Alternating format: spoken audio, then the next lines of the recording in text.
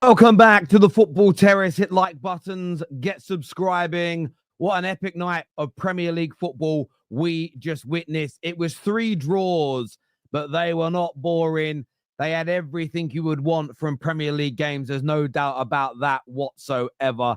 They were excellent. We're delving into all of them. We've got a great panel of fans for you tonight. Plus, and of course, and most importantly, your opinions, your views, how you felt the games went. We want to garnish the content with it.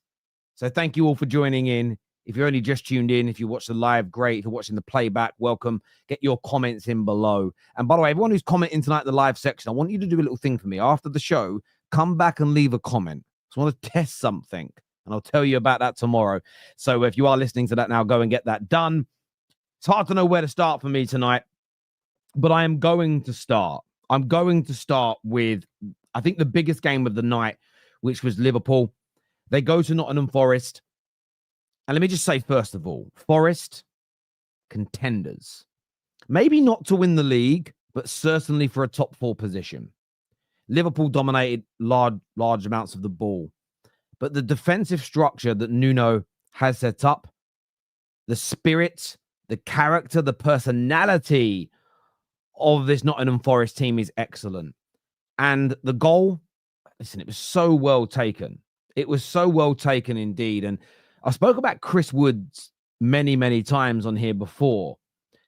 And look, if you are someone like me that uses Stocks FC, he is certainly somebody that you need to look at. He is the most valuable player in the history of the platform.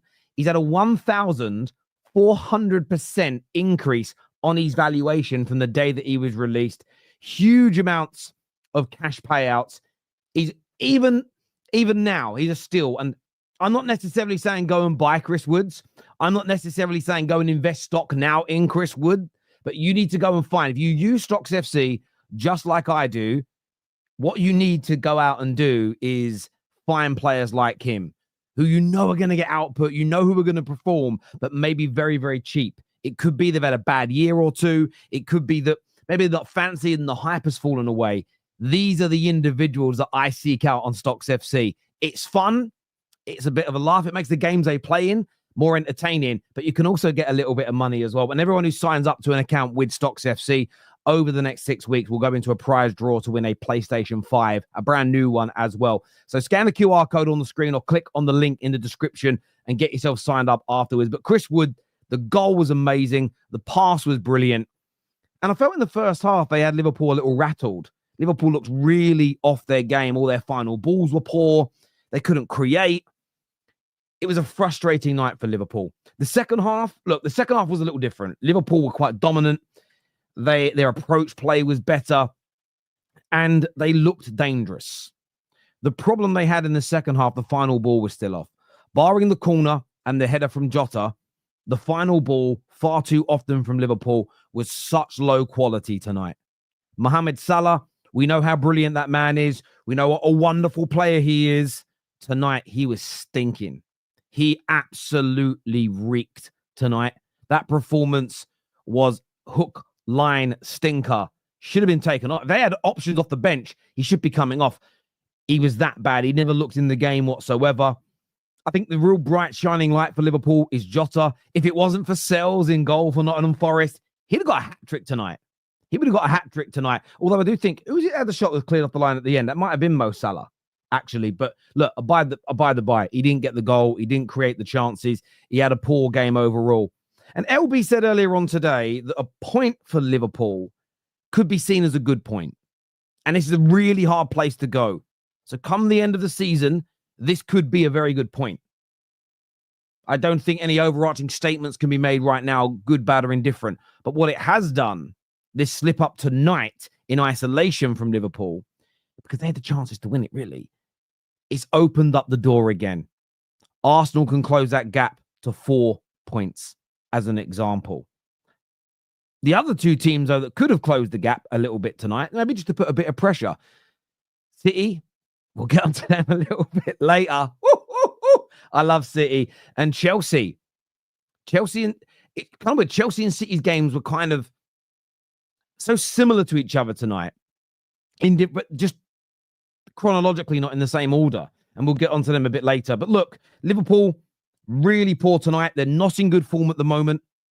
They're really not. There's been the Man United game, the League Cup semi-final defeat, and then tonight. So Liverpool fans will be hoping for a turnaround pretty quickly in relation to this form. They've got the insurance policy. They've got the cushion. I mean, they're 7 points clear right now. And if Spurs do them a favor tomorrow, it will look a very good point. But another couple of slip-ups, if a N.Forest can continue to win and maybe pull that points gap to 2 points or to 1 point, it becomes a very different type of pressure, especially with Liverpool's history of throwing away leads in the Premier League. But overall, not good enough tonight. The performance from Liverpool, it really wasn't. And Forest, listen, they're a very good team. They defended well. They're a great unit. They offered almost no threat in the second half. Almost zero threat whatsoever. So Liverpool will be disappointed at this particular moment with that. There's no doubt. I've mentioned them already. Chelsea. Chelsea's games tonight, I was pulling my hair out. I want to start by talking Palmer. The opening goal was a thing of beauty. The hold-up play from Nico Jackson, the turn, the way he kind of disguised the ball like a magician and pulled it away. The reverse pass to put Palmer in, and then Palmer just sits the goalkeeper down with a dummied shot. It was like watching FIFA, and then tucks it away. They dominated the opening 15 minutes. And if you were watching that match, it looked as though it was going to be a little bit of an onslaught from that point. But then it wasn't. They missed chance after chance after chance after chance again. Nico Jackson being the main culprit. And in the second half, Bournemouth came out and were a different side. Yes, they hit the post, Bournemouth, in the first half. And then actually, Chelsea went down the other end and hit the post themselves. But in the second half, Chelsea were a completely different outfit. They looked maybe a little bit overconfident. There was a little less urgency. And Bournemouth came out with a bit between their teeth, and Chelsea couldn't handle it. They conceded a very early penalty. Stonewaller. Caicedo's been excellent, but he was poor defensively for that. That gets put away.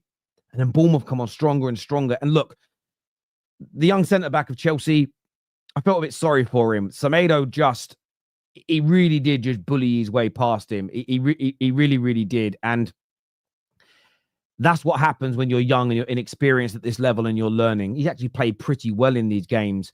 But Semenyo, he's just one of my tips. One of my tips on Stocks FC is Semenyo, because in life, the guy is great. He is so cheap. He is so cheap right now. When he gets a move, and I'm sure he will, to a bigger Premier League club, no disrespect, Bournemouth, this is someone that you want to be putting your stocks into. 59 pence. 59 pence a share. I think he's a phenomenal player, and he showed that in the second half against Chelsea tonight. Puts them 2-1 up. They could have gone 3-1 up. And then, thankfully, for Chelsea's point of view, a late, very accurate free kick from Captain Reece James saved some blushes, gave them a point. But it is 5 now. I do repeat that. It's 5 Premier League games with 0 wins for Chelsea and Enzo Maresca. I know they got the win at the weekend, but I know every Chelsea fan worth their salt, every Chelsea fan who knows their club, they understand 110% that is a game against a minnow. I'm a bit worried about Chelsea right now, if I'm being honest. At the end of the first half, I was sitting here watching it thinking, yeah, look, they had 4 poor Premier League results. But look, they're performing so well tonight. They'll come out in the second half, they'll kill the game off, and they'll go home. And it didn't happen. And there was moments in this game that reminded me of a number of their previous games where they just get a little bit lost, they get a little bit nervous, and teams can kind of get at them. And some of that is their age. Some of that really is their age. But if you look at Chelsea's last few games, you think about the game against Fulham. They were leading in that game. Almost identical second half performance. They just scored from a set piece towards the end. The Ipswich game, where they were just bullied by men for large parts of that game. Crystal Palace had similarities to it as well. And I think that, I know they're looking at young Tell that they could bring in, and there's links to Liam Delap. And I understand why you'd focus on those players, but I really think they need another experienced player. Somebody 25, 26, 27 years of age, a man, a fully grown geezer that can come into that dressing room. Because I feel like it's a mentality issue rather than a quality issue. Chelsea's approach play, their passing, their patterns, as people like to call them, it looks amazing. I really don't think there is loads wrong with Chelsea. I know there's 5 games without a defeat. I just think they need some more experience. The next game, they're at home against Wolves. That's going to be a real interesting one on the 20th. So when's that? Just over a week's time? Is it are they playing midweek again next week? Or has my brain gone funny? Because the Champions League next week. But it's the 20th. It must be midweek. Oh, Monday night football, isn't it? I'm being stupid. I thought it was Wednesday today. My brain was gone then. Absolutely gone. Going with old age, I tell you. But look, there's something there with Chelsea. I just felt a bit sorry for them today. Just as a football fan, a bit sorry for them. Maybe I'm wrong. You let me know in the comments section below. And City.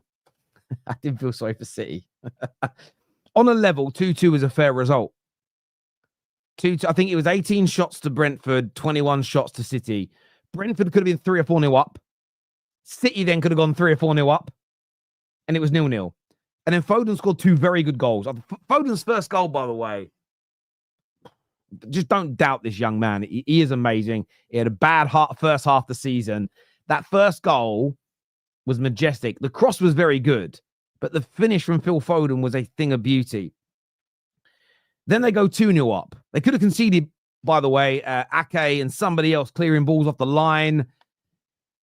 And then they go 2-0 up and you think game, set, match, it's over.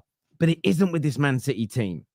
They allow a cross into the box. A great touch by Wissa. Congratulations to him, by the way. Brentford's highest ever goal scorer in Premier League football. He buries it.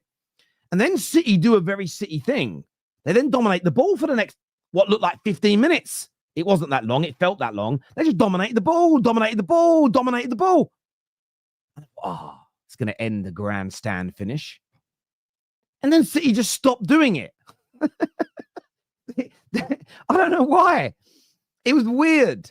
You know, where me as a United fan, when we had Ollie here, he was the worst. We played really well, go 1-0 up. And then we go, there you go, you guys have the ball now. And we'd get battered. They kind of did that. And then there was a great cross into the box. And Damsgaard, who I think is a phenomenal player, gets his head on the ball, makes it 2-2. And they were really close at the end, Brentford, to nicking it. And that's the second time in not a long period of time that Manchester City have thrown away a lead. It isn't a 3-0 lead, and they weren't at home, so I wouldn't say it's as bad. So, excuse me, my nose is itching. It's a Feyenoord game, but it was poor. This City team has major problems, and I think that having another goal scorer in Omar Mamouche is an excellent move. The young defenders that are coming in, I can't give opinions on them. I don't know enough about them. I'd be a hypocrite to say, oh, yeah, he's great, he's great, he's going to be brilliant. I don't know that. I said earlier to LB, and I'm just wrong. I'm just wrong. They need that number 9, that attacker, that more goals. They need it, right? They do. But without the midfield needs that reshape. The midfield of great on the ball still, brilliant on the ball. It's out of possession. It is so, I love this word. It's not used as much anymore, but janky. It's stiff. It's a little bit square. There's no real dynamism.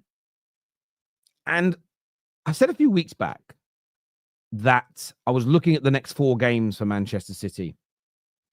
I was looking at and I was just going to get those fixtures in front of me. They obviously drew with, I was looking at Everton, Leicester, West Ham, Salford. They drew with Everton. Then they beat Leicester, but Leicester should have scored 3 or 4 goals. They didn't beat West Ham 4-1, but West Ham could have scored 3 or 4 goals early in that game. They smashed Salford up 8-0. What I was disappointed in that none of those youngsters that were brilliant really got a chance tonight. McAtee. That's where Pep made his big mistake. The young players that look hungry and deadly and up for it against Salford. Energy, legs, by the way, in midfield, not used tonight until late. Poor from Pep Guardiola. And then tonight they play Brentford, and Brentford put them to the sword in the end. And I think when you look over these games, yes, they had 3 wins on the bounce. Yes, they haven't lost in the last 5 games, which is a benefit. But you look at the quality of opponent they've been up against. A team better than Leicester at least gets a point. A team better than West Ham maybe goes a couple of goals up, as an example. A team better than Everton, okay, maybe beats them. They're 3 relegation teams. Don't let the scoreline in the West Ham game fool you. Ipswich away next. Again, another game that should be a win. But Ipswich away next. Then they're away to Paris Saint-Germain. And listen, I haven't watched enough of PSG this year, but that's a massive game for them. Then they play Chelsea. Then they're away against Arsenal. So I'm really intrigued to see how many wins they get in the next handful of games. If they keep leaking like today, if they leak like a broken fridge, they might pick some draws up, but they're not going to win very many of them games. And if they do, it won't be convincing. The performance is the focus. And I thought that Pep and City, they had good moments tonight, the goals, etc. They had loads of chances. But the fact he still hasn't found the solution to stop leaking these opportunities, I think is a damning indictment. It's a damning indictment as for this city. It really is. He has to find a solution for it because they're still in the FA Cup. They've still got to make Champions League football next year. And I'm just saying, with the way they're playing and performing, I don't know if they're going to. They've got to turn these performances around. As ever, I want your thoughts and feelings. Go to your super chats. Then we're going to bring the panel out in a moment. I also want to give, again, a shout out to Stocks FC. 2 players on there that if you are going to use it, to take a little look at. The first one of the best on my portfolio, and that is Konate. Great payouts, continual growth of the stock, and that's because he's an excellent football player. He really, really is. He's worth looking at. And someone who had a real dip off, and I think everyone sold their stocks. Everyone cashed out, and he's starting to have a rise. So if you're looking to go, where can I make a little bit of money? Where can I invest wisely on there? This one here, Tonali, because he dropped so massively. He's now growing quickly, but it's one you've got to get onto quick because the price is going to continue to rise where it'll be hard to make a return on what you put in. And remember, as I always say, Stocks SE should be fun. Don't think of it as a way of changing your life. Don't think of it as a way of, I'm going to be able to buy a house next year. Don't do nothing stupid like that. It's fun, okay? But get on there and do it. Go and take a look. And as we say, everyone from the 1st of Jan until 6 weeks after that, so mid-February, everyone who signs up to a new account will go into a prize draw to win a brand new PlayStation 5, as we did the last time with them. So get that done for us now.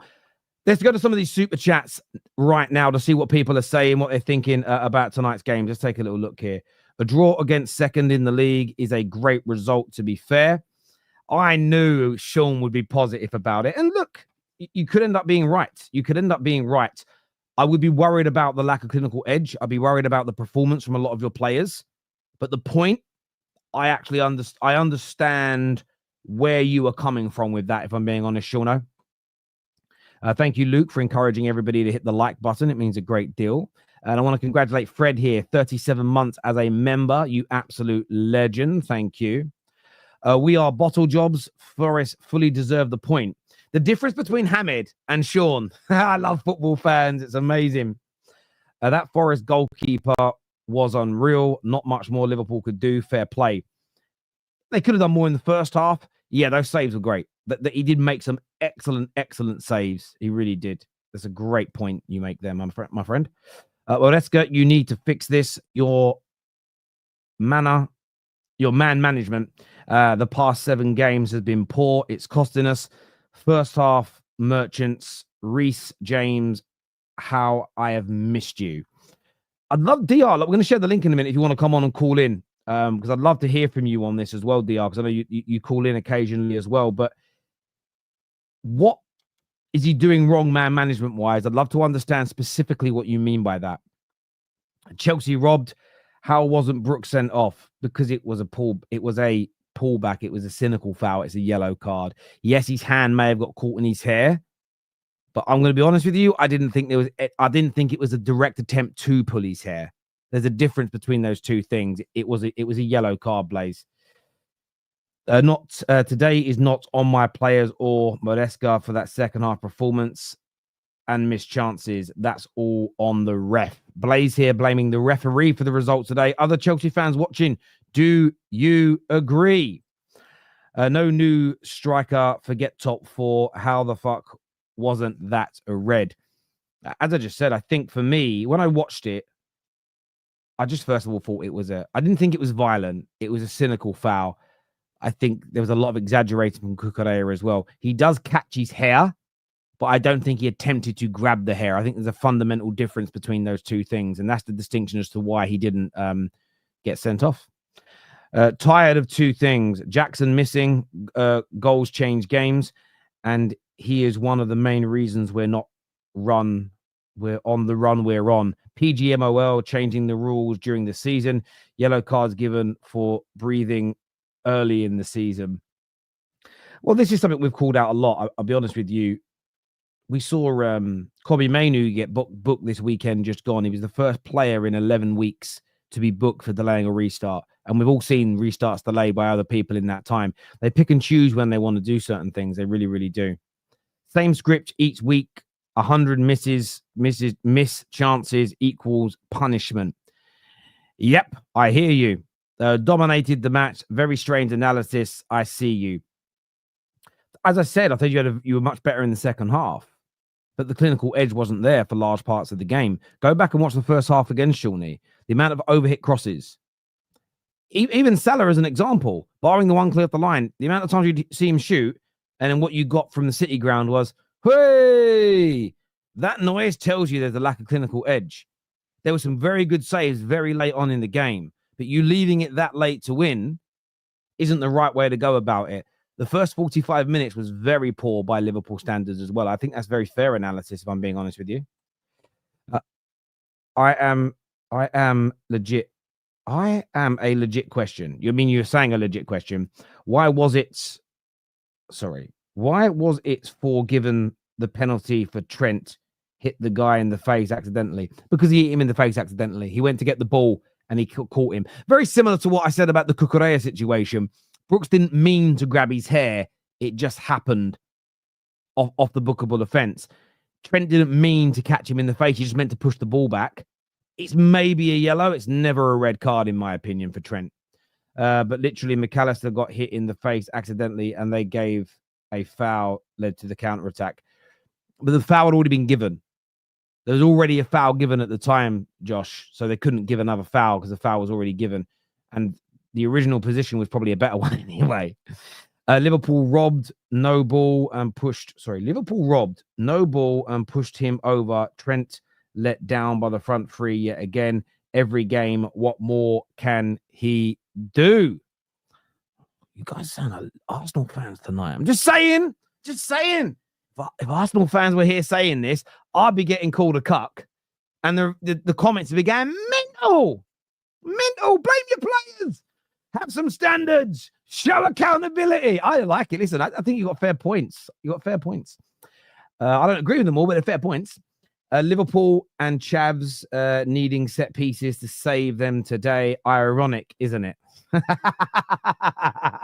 Yeah, they both lost, actually, because set piece goals aren't real. Oh, I do love football fans. That's why you're all the best, man. Who gets the most bants if Forest wins it?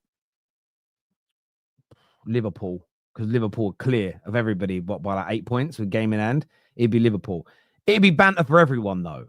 It would be like the Leicester season again. You know, it would be for everyone, but probably Liverpool due to the direction the season went. I like Jackson too much to give up on him, but an elite striker is way too necessary to kill games. Palmer can't be the only one scoring. Jiggy, I hear you, mate. I think you make a really good point there. You do need someone better at this particular juncture. You're absolutely spot on, mate. Phil Foden, back. No Rodri.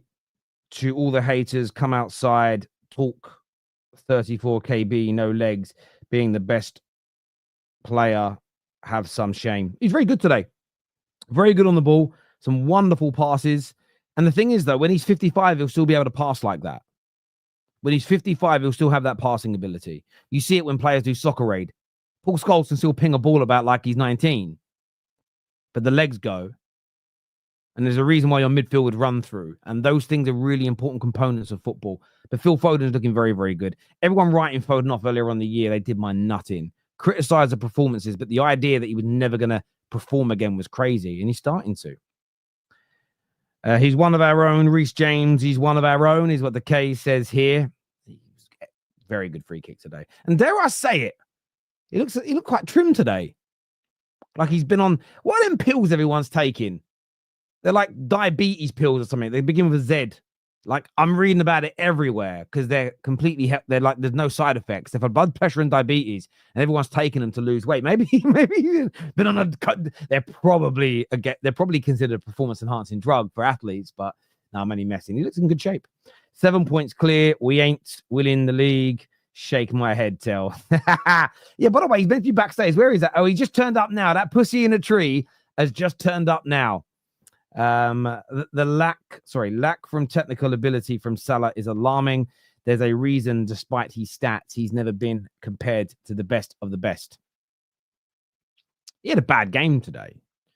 I guarantee if we went back and watched archives of all the guys we consider Prem greats, we'd find games like that. I listen, I'm not trying to dig him out here, but I remember Wayne Rooney having games where he couldn't control the ball, where it used to bounce off of him like a tennis ball off of a brick wall. I've seen those games. I'll tell you a game where that happened, ironically, was the game with the overhead kick.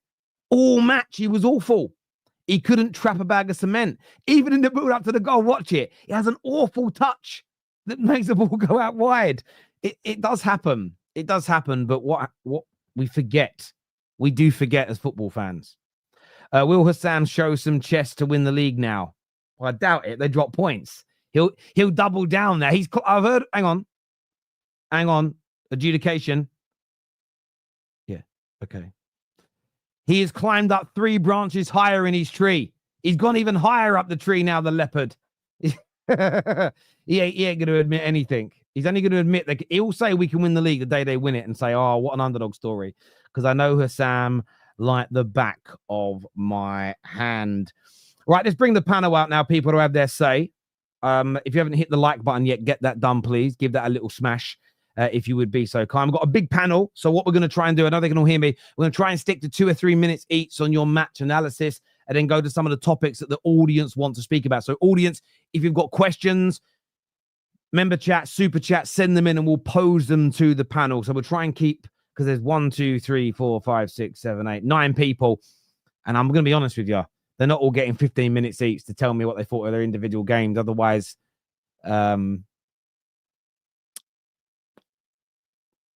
I just can't be fucking bothered. That's it. It's too much. That's it. And plus, because do you know what the reason why? It's not even about me. It's like I like to interact with the audience and what they think and feel. And if someone just monologues for 10, 15, 20 minutes, like I've just done for 28, right? But it's my channel. But most of it's been with you guys, if we're being honest. It just, you lose that connect to the audience. So yeah, that's why we do it. That is why we do it. And we're going to come back to some more of your super chats a bit later, but let's start bringing everybody out now. Tom Little is here. Husam is here. We've got Andrew. We've got Kel. Who else we got? We've got Rak. We've got V. We've got JT.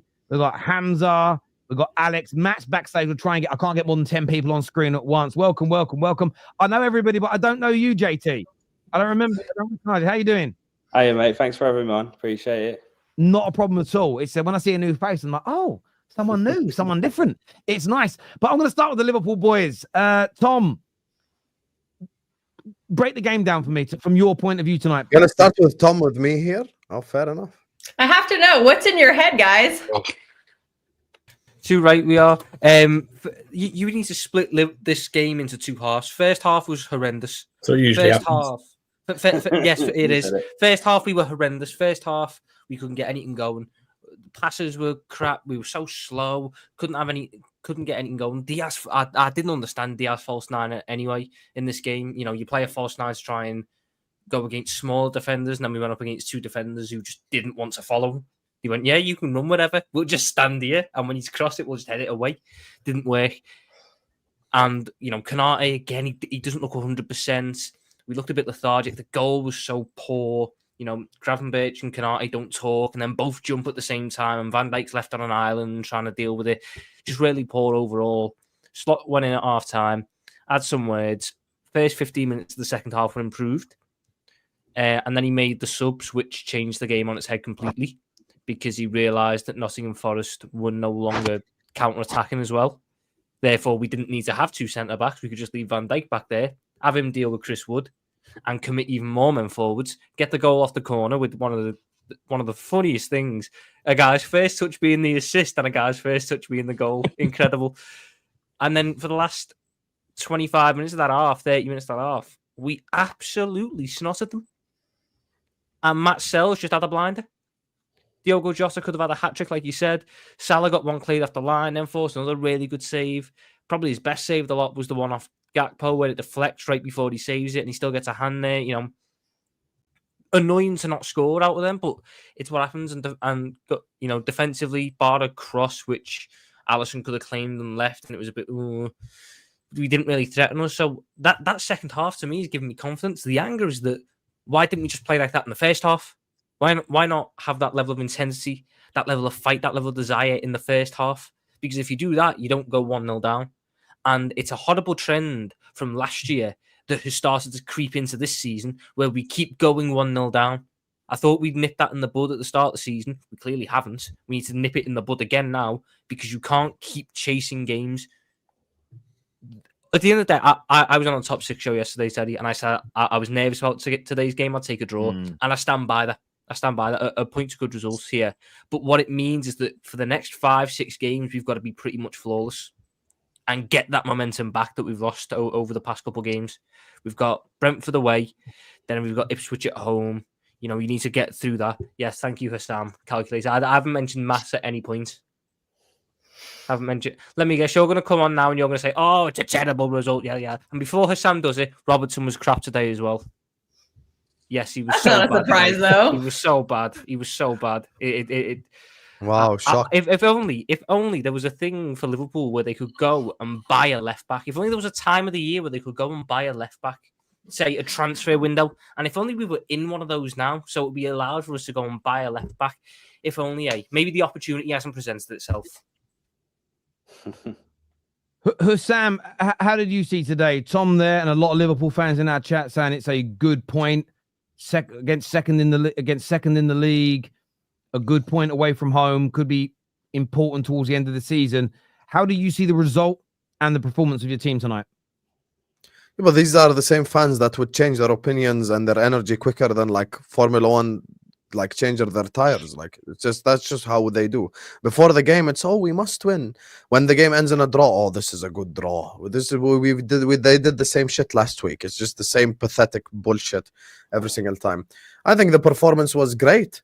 Not just very good. I'm gonna even take it a higher level to what Tom said. The performance was great today. We actually dominated Nottingham Forest. We were unbelievable in that game performance-wise. We were the dominant team. We created the more dangerous chances. That second half, we destroyed the shit out of their goal, but we just couldn't score. And you know, the result was just not good. Not the performance. The performance was really good, but the result was just terrible, to be honest with you. Because we need to win. Momentum is real, Tom. Yes. Momentum is a real thing. And we have not gained any ground. We refuse to just pull away from everyone. We just want to be part of the pack so bad. Like, it's just, we want to be in a title race. It's like, ooh, Premier League, you want some dramatic effect? Let me give you a dramatic effect. Fuck what City do, or what Chelsea do, or what whoever does, okay? We have to look at our own selves. We have to win our games. We have to get our own thing across the line. And that's the issue that I have with what we're doing right now. We're just not getting over the line from a results perspective. But the performance this week was 100 million times better than what we did against Man United. 100 times better. We were like so dominant, and the goal that we conceded was literally a counter-attack where we kind of just fell asleep a little bit and conceded. It kind of came out of nowhere. Van Dijk should do better there. I'm not going to scapegoat. Van Dijk should hold the offside line properly, and literally Wood doesn't even score there. And in my opinion, Alisson, let me finish. I didn't interrupt you. And Alisson should do better for that as well. Soboslai had a great game. Gravenberg had a great game. Tsimikas, of course, Our best left back had a great game. Jota was great. Salah's worst game for me this season since the other Forest game. So he didn't have a good game for me today. He just didn't. Should have scored. Should have scored.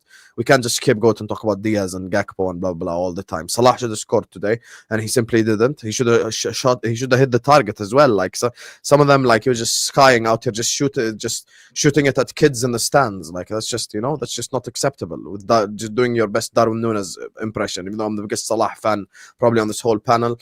Diaz was non-existent. Gakpo was non-existent for about 20 minutes. Then decided to wake up and go like, yeah, I'm actually on the pitch. Let me do something. I don't know why Slot didn't bring on Spaghetti Mafia. It was time to just give him 5 minutes, 10 minutes. He scored against Accrington Stanley. He's a shooter. He scored in big moments before. Just bring him on. Just give him 5 minutes. He's not going to get injured. He's not going to pull his hamstring in fucking 5 minutes. Just give him 5 minutes, 10 minutes. Go like, yo, Chiesa, get the ball, shoot, habibi. Khalas, we don't want you to do anything. Just cut and shoot. That's all we want from you. But I think we should have given him some minutes at least. Hopefully he changed the game for us.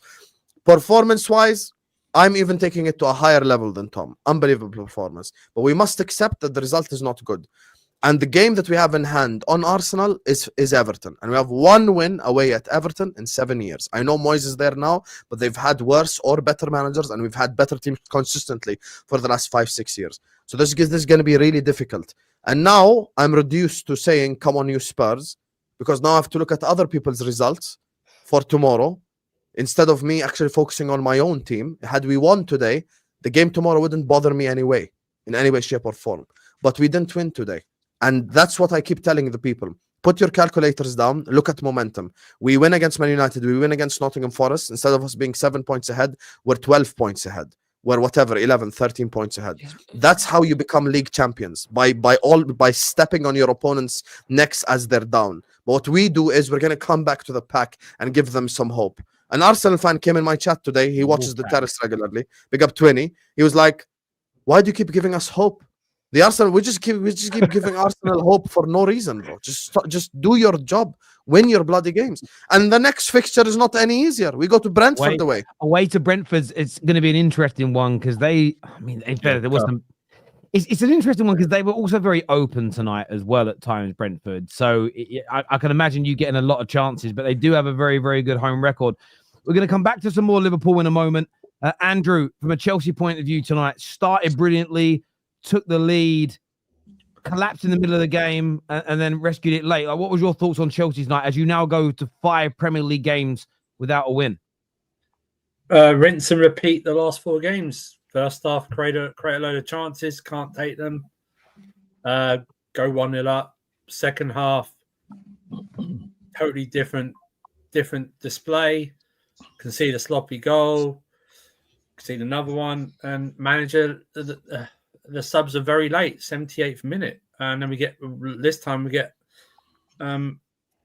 fortunate free kick. It was a great free kick, but yeah, it's the same familiar pattern last 4 games, and that's probably an annoying thing. You can drop points and be annoyed, but when you see familiar patterns, that your annoyance levels go up even more, and that's what it is, And I said it in the summer after the transfer window, and this isn't a like Nico Jackson rubbish sub, but if you haven't got another option, it's going to cost you. And then if you're refusing to use the young Spanish striker Mark Guéhi, then you leave yourself open to criticism. Chelsea need a striker. They need another option. Said it for 7 years.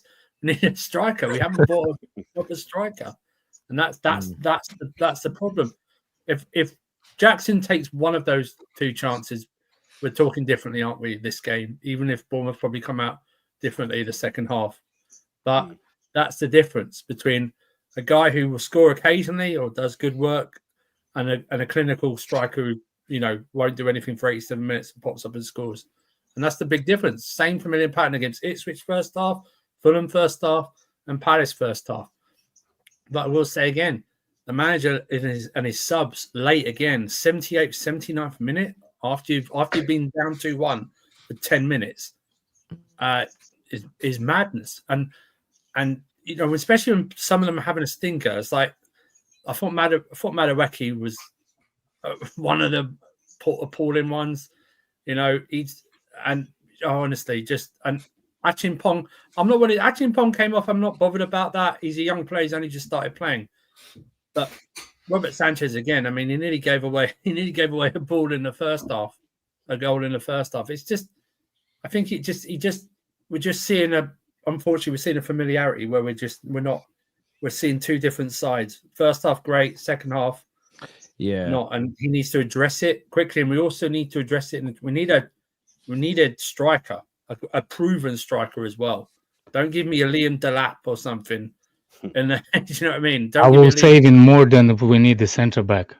We need striker more than we need a centre back. Yeah, we definitely need a striker because we can get because we create so many chances. We get a proven striker who will take them. You can get away with the sloppy defense, you know. But but I have to question the manager in terms of his lateness in just changing the game, giving the guys like 10, 11 minutes when you need them. You need to get them in the game. You know, you need to get them in the game. I mean, it's just wasn't good enough again, and that needs addressing. It's tough for Jackson because the first half of the season, he was, you know, anything he was attempting, it was going in, and you still see the player there that can do that. It's just like that first goal was all him. Brilliant. That first goal, exactly, he turned Zabani, whatever his name is, laid it off for Palmer, but. But what I'm saying is not even Jackson. It's just having another option. Yeah. Like, look at Liverpool today. They weren't doing any. Like couldn't get their goal. Bring Jota on. He scores within 2 or 3 minutes. That's the difference. Do you know what I mean? We need to trust Gehu more, like the Spanish lad, because I feel like he's a player there. Yeah, even adjustment from the manager point of view.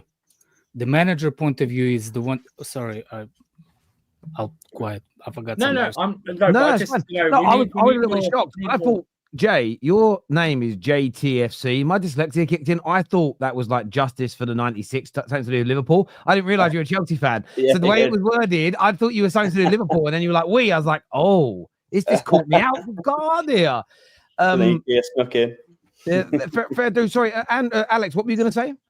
I was saying, first of all, Husam was saying the right thing. It goes into the kind of like a patches. Chelsea goes through the patches to get out of this patch. Maybe Reece James is scoring at a late minute can make the difference going forward game. At the same time, I do have a problem with Maresca lately. Not only because the timing of a substitution, it's the inability to adjust different way to beat the teams. If one way does not go, it seems like he's school of bold managers. If the one doesn't go, just put the same players, attack it with the same way with the different players. That's Pep Guardiola's thing, and it's frustrating to watch. Literally frustrating to watch. Why you will not consider put Palma on the right? I know he's not a winger. You don't have to, but he was scoring from that position all last season. And that way you can put another creative 10 in there, either Felix or somebody who can actually shoot. That's the one thing that substitutions needs to be, not necessarily substitution itself. You can make a substitution, but reposition the front three if the game does not go your way. Because they literally did not do anything with those substitutions. None, nullified. The young kid, I don't think he did actually that much wrong. And a substitution on him, it's on Maresca. I know he's young. First of all, he did what he's supposed to do as a center back. You push you forward away from the goal. He did what he's supposed to do. The guy scored from the wide angle, high, in the near post. That's on Sancho. That's not on the center back. You should not be conceding near post again. We create our own problems when we are playing against the team. They didn't have a sniff of the game until we gave him. Lavia decided he can actually hold on to the ball and do the spin around himself. Is he what he thinks? Is he Bruno or what's his name? That United player on the wing that chases his own tail. I forgot his name. But anyway, that's what Lavia did in the middle. And he lost the possession and he waved to imaginary referee. No, you lost the possession. You're laying down. Then the kid literally pushed it forward to his wide. He took a shot. Sanchez was halfway diving on the ground. into his knee. If people will see the angle when he take a shot and how Sancho is actually diving, it's sadness to watch. As a like seriously, and he substituted him. There's no reason for that. The kid is mentality. It did not need it. And by the way, before it's a red card, I don't care what you say. It's a fucking red card. Yeah, that's a red card, Terry. Sorry. It's not a hair. It's the guy put. Why? It's not a hair. It's across the face. It doesn't matter. Yeah, I understand. I understand where you're coming from. Yeah, it wasn't a clothesline. No, he just wrapped his arm around it to drag. No, it's across the face, Terry. It's not the hair. It wasn't on the hair. Hang on a minute. Yes, he puts his arm across him in the way he does. Across the face. Hang on a minute. Let me just finish talking. He puts his arm across him to drag him back. He did not strike him. It wasn't considered a punch or an elbow. Therefore, it's not violent conduct. He didn't try to slam his arm into the throat like a clothesline. He put his arm across him to stop him, and he caught him a little bit. That doesn't make it violent. But that's conduct. the risk you take, right? No, yes, but you're still not listening. That is called reckless. Not reckless. Reckless endangerment, and it's a yellow card offense. It is not a red card offense. It's only a red card offense. It's only a red card offense if you believe he tried to strike him. Do you believe he tried to hit him, or do you think he tried to stop him? Or do you believe he tried to stop him making a counterattack? I believe the guy put the hand in somebody's face for no reason. No, it doesn't matter if it's a punch or not. But you're wrong. Hang on a minute. No, it doesn't matter. It's a punch. Why did he put his arm around his neck? Did he do it to hurt him, or did he do it to stop him from counterattacking? I said he put the arm across the face, not his neck, Terry. No. Neck, face, I don't care. Answer the question. Okay. Why did he do it? To hit him or to stop him countering? It's not for me to decide. It went across. You know exactly what he tried to do. It went across his face. Yes, accidentally. He didn't mean to do it. He didn't mean to do it. Okay, if you accidentally trip a person in a penalty kick, is that a penalty or not a penalty? It's a foul, but it's not a red card for violent fucking conduct. No. I'm saying if you accidentally trip the player in the box, is that a penalty or no? Yes. Okay, so what kind of accidental thing you talking about? So you can't have an accidental moment of violent conduct. You can't accidentally be violent towards someone. Okay, can you put your arm and when somebody runs across it and like a forearm? No, it's a yellow card if you stop somebody like that. It's a yellow card. We can disagree to disagree. It's not.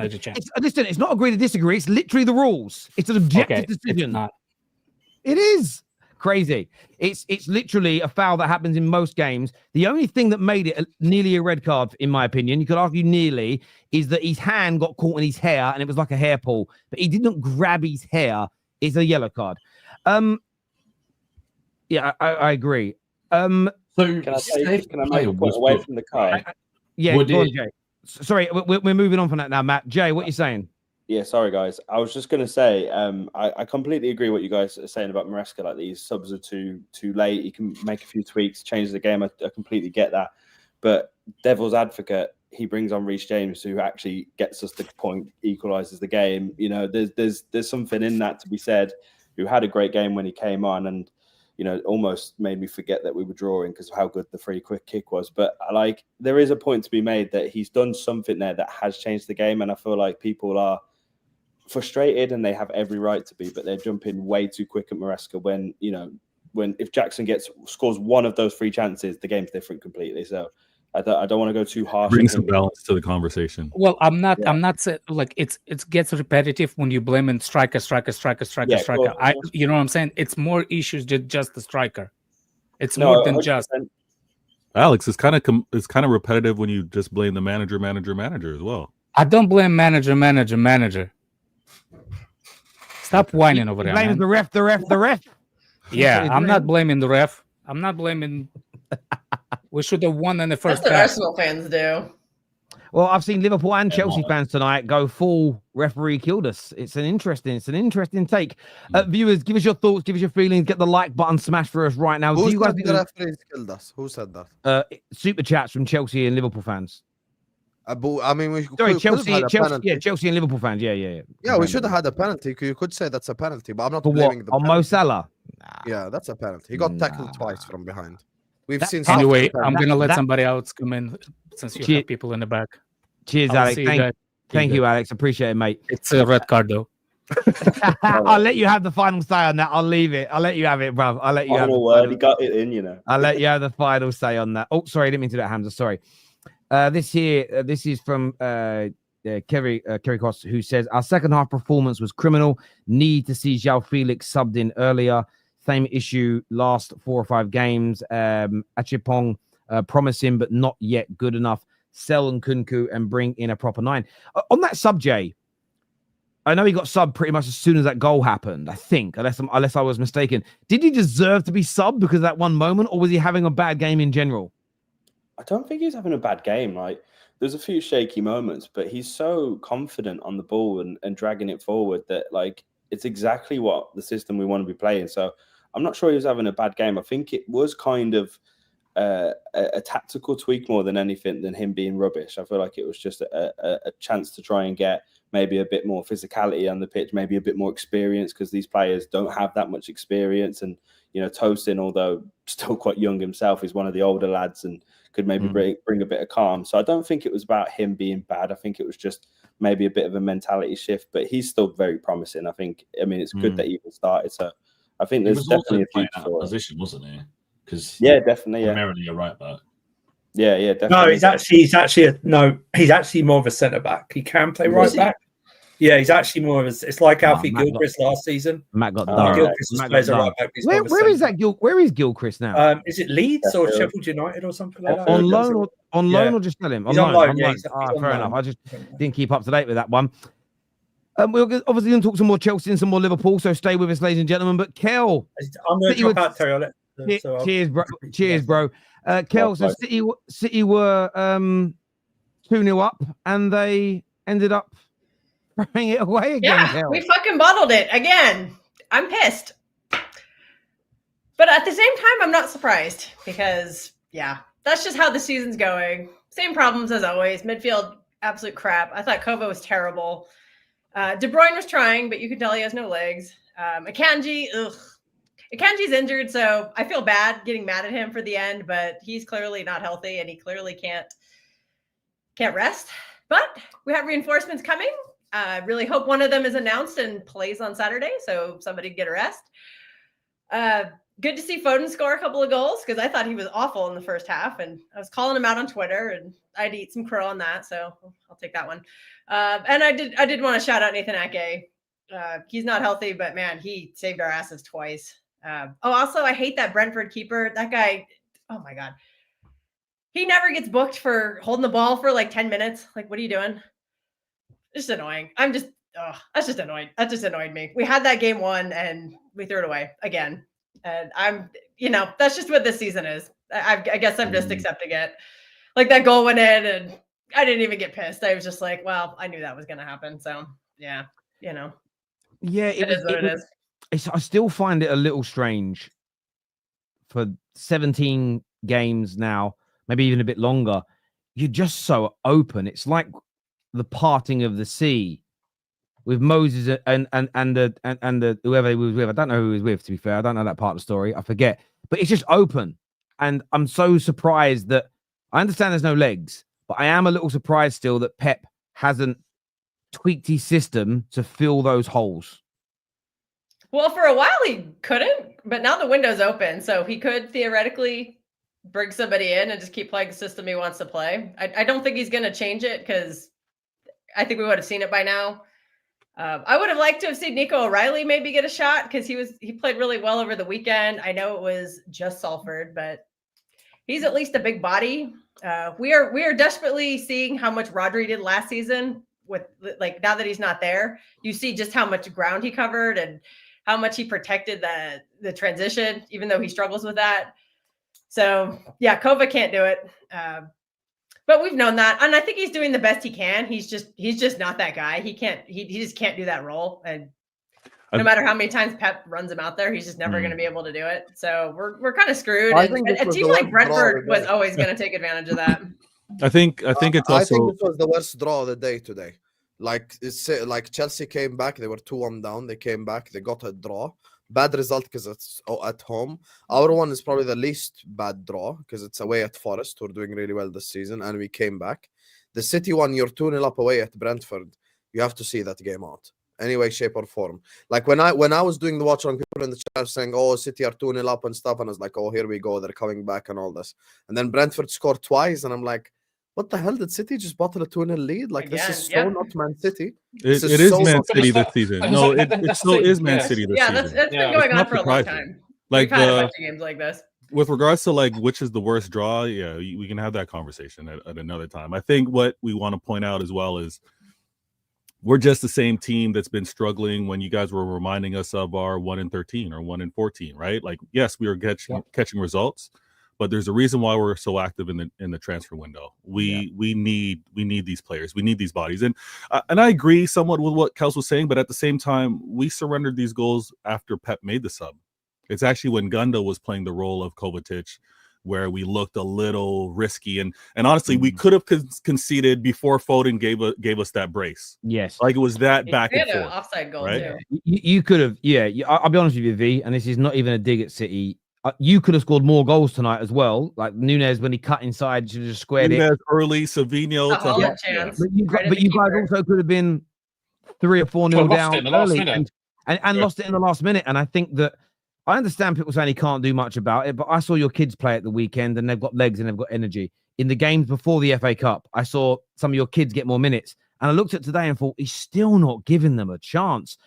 I don't see how putting some young legs in the middle could make you any worse performance-wise than you are. I think it's horrendous that he's in charge of all this young talent and he is not giving them an opportunity at all in any significant game.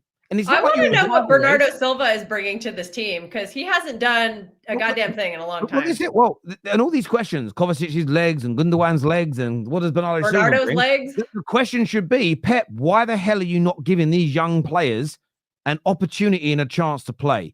Any other manager in this situation would be getting absolutely chastised because he hasn't explored every option. He hasn't even made an adjustment really to how you guys play. You've got a polo midfield. It is just open and you can't cover the ground.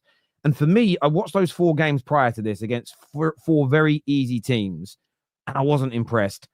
You won the games though and drew Everton. But having watched you again today, there is almost zero improvement over the last 4 matches. Like none on a performance level.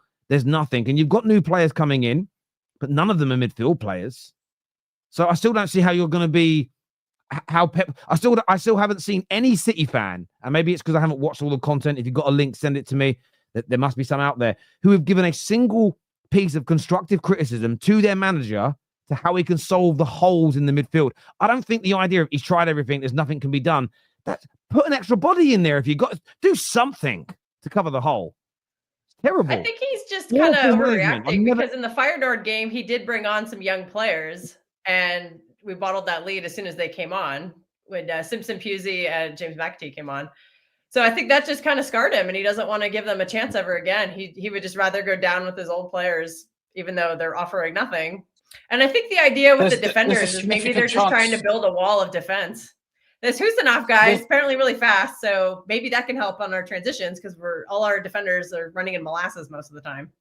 So who knows? Yeah. There's a significant chance that you guys might not make top 4. I mean, right now, if you had to put money on it, because City have maybe they're unbeaten in the last 4, whatever, but the underlying numbers of your games are really, really bad compared to the City that we know. This is why I say there's worse things of not making top 4. There's worse things. I think it's going to be a top 5 this year. I just have we can survive not making top 4. We've seen the likes of Liverpool do it, so it's not that big of a deal. No, but the thing is, that may because City need to rebuild, and a season when you don't have top 4. When you've got a new sporting director coming in, when you've got a bit of turmoil at the club, you've got a lot of outgoings, older players. That's a lot to do in a summer if maybe you haven't got top 4. They're doing it right now. What are you talking about? We've already signed 2 defenders. Marmouche is on the way, and we might get a 3rd defender.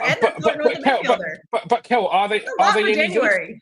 good? But their numbers. But are they any good? Well, What do you that's mean, yet are to be they any determined, good? right? But we don't know if We're they're not going good, to right? get like a top we see them player in play. January, Right.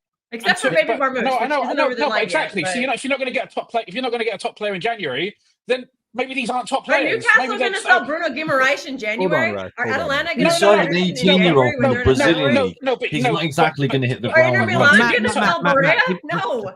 Those are the players hang on, but to get the players we sorry, need. guys, They're not let's go available back. right now. Kel, can we let Rack finish his point before we jump in? Just because I'm not quite hearing what he's saying yet, and then I'll come to you, Kel. Thank you.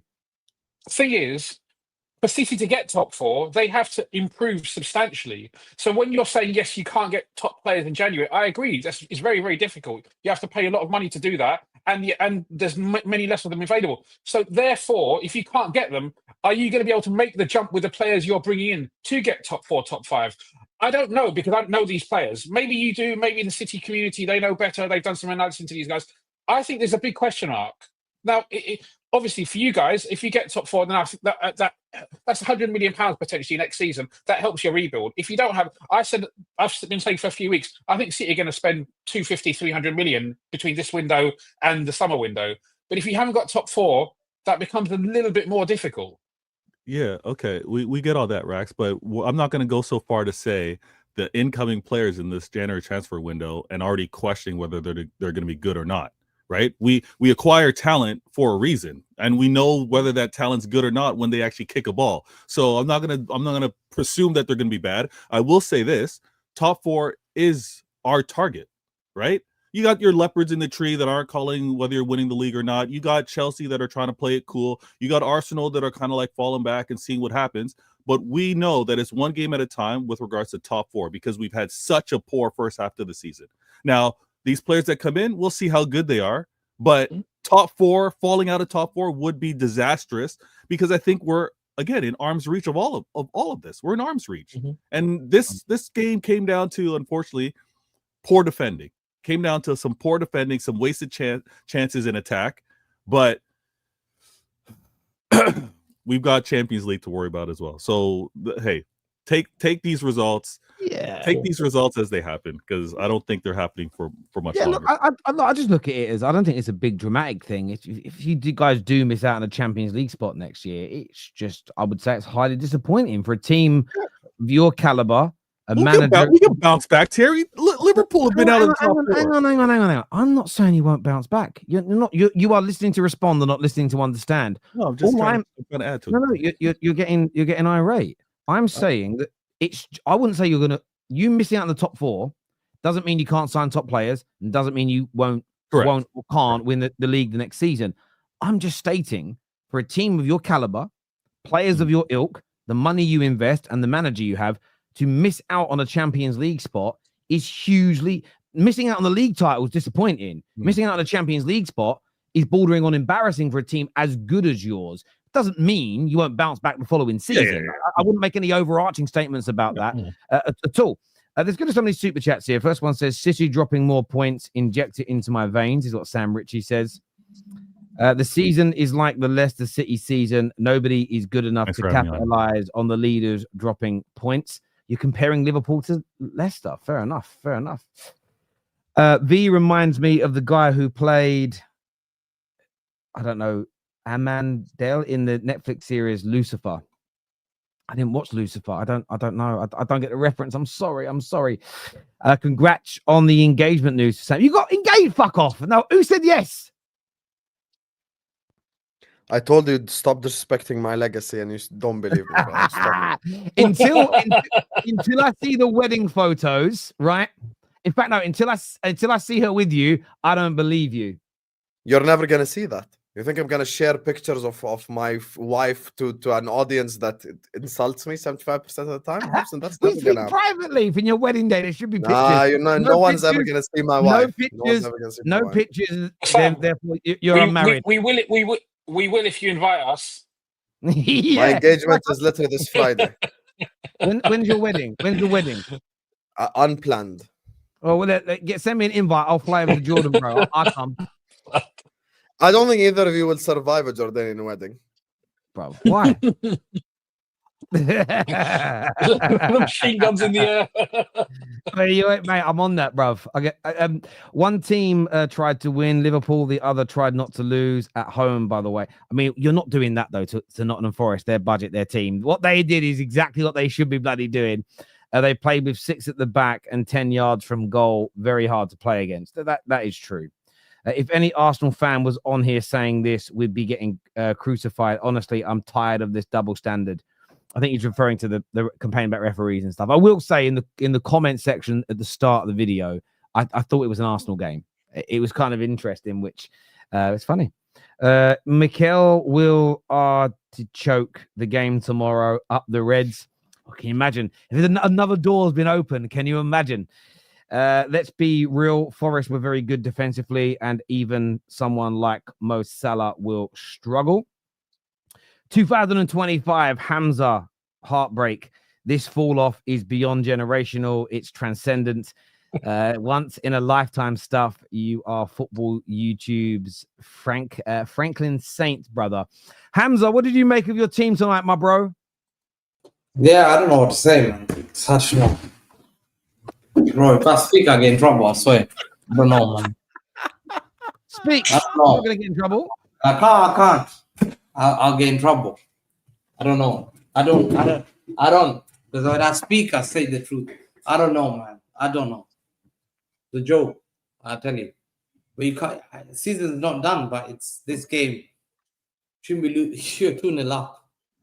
2-0 up against Brentford, a team that lost to Plymouth Argyle on the weekend, 24th in the championship. It's the truth. It's the truth. You know, people think that is something that to calm the situation down. Let's be honest.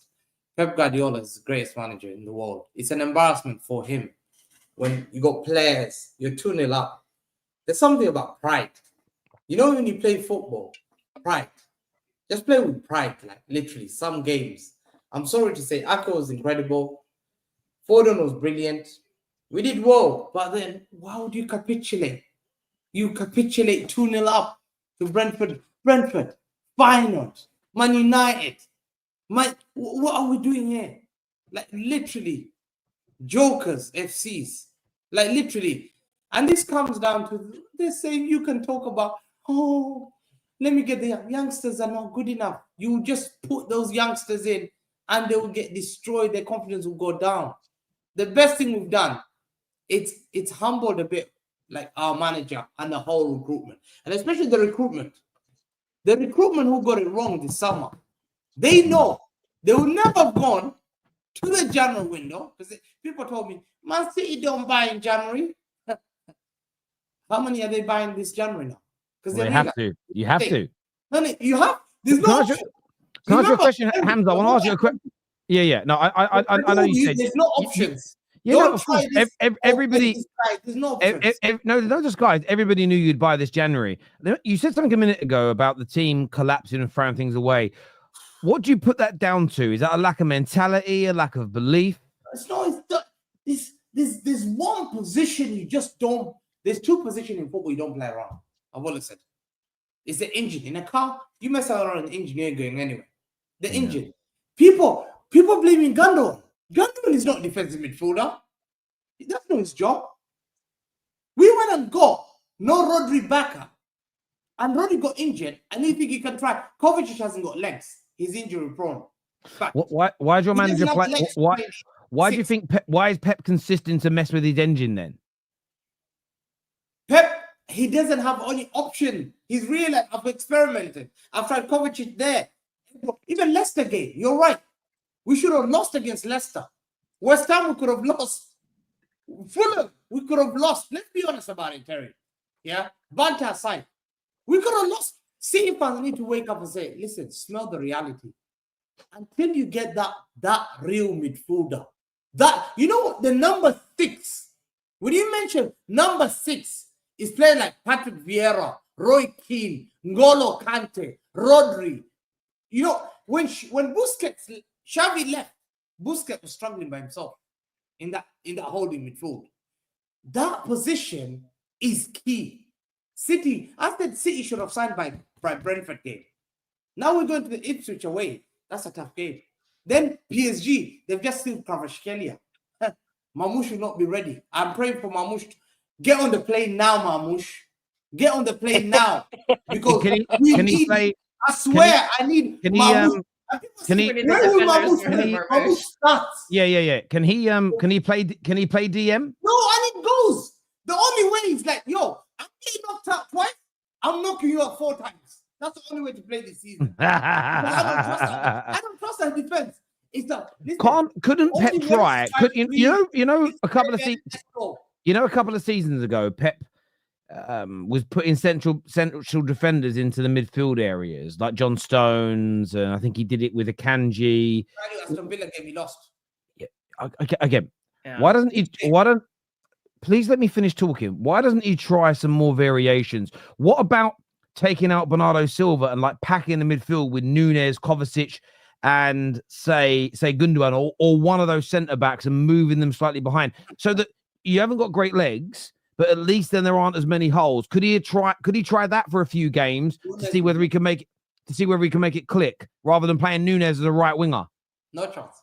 Gundogan is old. Don't blame Gundogan. He's 34-year-old. He's getting used like a dog. He's getting used, and it's our fault. I apologize to Gundogan. People coming out, Gundogan's not. Have some shame. He's a 34-year-old. He's holding it down. If we didn't have Gundogan, we would have been smoked every game.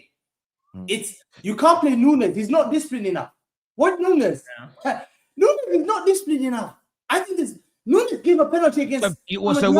So Pep can't coach. Pep can't coach them in training. You can't coach to work on being disciplined and sticking to a position. You don't think your players can be taught to stick to a position and space? There's certain position you should be playing since as a child. You can't just bring someone as a number 6. When like Roy Keane was just Roy Keane. When you tried Eric Jemba, what happened to you?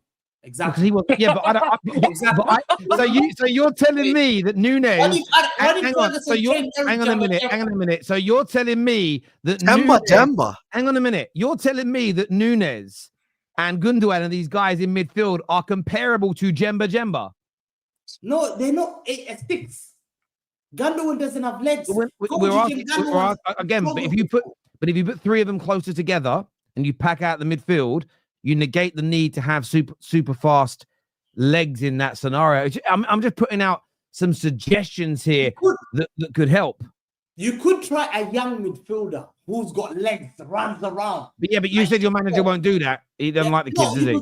But you need to get a 6, Nicola Ravella. Who are your young midfielders? Do you know what it does go to show though, doesn't it? It just goes to show what a goat Ryan Giggs was, because he was a 40-year-old winger that got moved into the DM role and dominated and won a Premier League. No, do not try. He played central midfield. He played that DM. What game did he play DM? Gone? What? Ryan Giggs played the DM. Tell me what game. He played central midfield. Central midfield, yeah. People play central midfield. What game? Gone? Multiple that season. Specific. He literally played central midfield. He played central midfield for the last 2 to 3 seasons of his career. What game did he play? Central midfield. I said central midfield. Central midfield. Just give him any games, Harold. Give him Liverpool. He played against Liverpool. He literally played central midfield the last 3 or 4 years of his career. He did it. No, bro, you need that DM. You know that DM is the reason. Even before Rodri, people say, this is what's crazy about it, though. I'm trying to help you here, but you've fallen into your own trap by not helping yourself. You essentially said that the legacy of your manager depends on one player and one role. No, that's why. There we go. Well, you did, because you can't find a solution. No, because it's the same thing I can't say about Fergie. No, 1 second. I can't say about Fergie. Because I didn't mention Fergie. 100% will finish in top 4. Rax, first I'm going to answer that question. Easy. They're going to finish top 4. Pep Guardiola will finish top 4. There's no way Pep Guardiola is going to go in 2 weeks' time. He'll get a number 6. They're shopping on number 6. Within a week, there'll be a 6 that they'll sign. Hamza, I hope for your sake that he's right, but you're right. But I don't know. Maybe not. Pep has got pride. Fergie, you need it. They have pride. They will not accept what Klopp did. By the way, I just went and checked the official things. So in the 2012-13 season, this is just so ironic because of what you said, Rack. Right? In the 2013 season, Giggs played 17 games as left midfield, which would now just be the left of a midfield three in the modern day game anyway. He played 11 games as a central midfield player. He played 1 game as a deep line. Wait, and let me finish. He played 1 game as a deep line midfielder. Guess where it was? It was away at Anfield and we won 2-1. No chance. Last time you won there. No chance. What do you mean no chance? It's No, a fact. no chance. Because I watch every. Listen, one thing I invest. Guys, I'm sorry, I just can't do that at 2:15. I just can't. There's no way he plays. Hang on. I'll just show you. I'll just show you here. What I'm going to do, just what I'm going to do, right? Is let me put this up on the screen. Okay, let me just do this here. So this shows you that season. Here it says, look, Liverpool away, 2-1 win for Man United. He played DM. It literally. I'm not making this up. He came on the bench from the bench, 90th minute. Or he played the whole that means he played 90 minutes as a DM in this game. Let's look at the lineup. Yeah, look, he played there. It's a deep line. The DM, man. He played DM. They both did. Hang on. See, this is what you don't remember, right? You should remember as an ex-Man United fan. What we did in nearly every single game away at Liverpool my entire life is we nearly always had 2 sitting midfield players that sat in deep at the ground. We just did. We just did. The DM there. Carrick was the number 6. See, you are being disingenuous. We used to do this. Do you believe Giggs played as a DM in Anfield? In the great Anfield. Fergie was so brave. He said, I will take Giggs as a DM. It's a disrespect to Liverpool fans. You're disrespecting every Liverpool fan there. It's a respect to Liverpool. I'll tell you why it's a respect to Liverpool is that very rarely did Fergie go to, in fact, in my lifetime, no manager, rarely have we gone to Anfield and been the aggressor. We often had 2 midfielders sitting behind the ball, especially when we moved to a more 4-2-3-1 formation in the latter years of Sir Alex, because what we had is Nani, Kagawa, Van Persie and Valencia that were the 4 sort of attackers, as an example. And then we had them in, and we used to obviously push the fullbacks forward. So what you would do is you'd keep your 2 midfielders sitting back to help with the centre backs. It happened on a regular basis. I'm just saying, it just shows how good Ryan Giggs was, that when his legs were gone and he was old, he was able to play in central midfield and in DM roles and win Premier Leagues. Amazing. Super chat here says Hamza is telling Terry, a Man United fan, he's lying about Giggs as a central midfielder, and yeah, it's crazy that it's. Do you know what it is? It's when people realize that they say things. This is what I love about football chat, and I'm doing it to wind him up, really, but there is truth to it. People will say things to defend a manager, but then forget that what they're doing is creating a greater legacy for a rival player because they could do what those old players did at that age. I love it. I love it. City need to get Zubimendi. He's weak. That guy is weak. That guy is not a stand-up player. He's a weak guy. But can he run? But can he run? That's the question here today, isn't it? He'd be fine for 6 months, but we wouldn't need him next season. Yeah, he's not a star. Pep with the Liverpool squad would finish 10th. No DM. True. No DM. No DM. There's no DM. There's no DM. He wouldn't be able to do it with Man United's team. We've got no legs in DM either. He'd be screwed at Man United. Yeah. Oh, no. Terry, can I respond to something you said earlier when you were talking about the defenders going into the midfield? I think it only works with John Stones, but John Stones can't go on the pitch because Akanji tried it last season and he just doesn't have like the positional awareness to do that. And John Stones does. Like John Stones can actually like drive forward and do positive things offensively. Akanji can't do that. I understand that. I'm just suggesting, and I'm playing a little bit of devil's advocate. Try something different. Put some more energy. Put some more legs. Put some more.